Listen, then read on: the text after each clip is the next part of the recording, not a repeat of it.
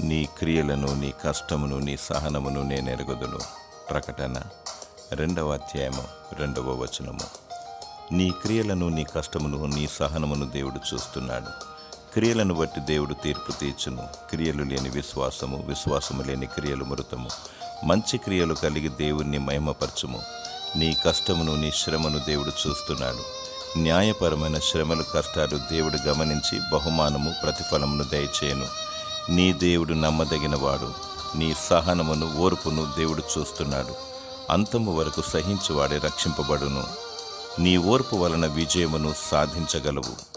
నీకున్న విశ్వాసాన్ని గట్టిగా పట్టుకొని దేవునికి నమ్మకముగా జీవించు. దేవుడు నీకు విజయమును దయచేసి నిన్ను దీవించునుగాక. ఆమేన్.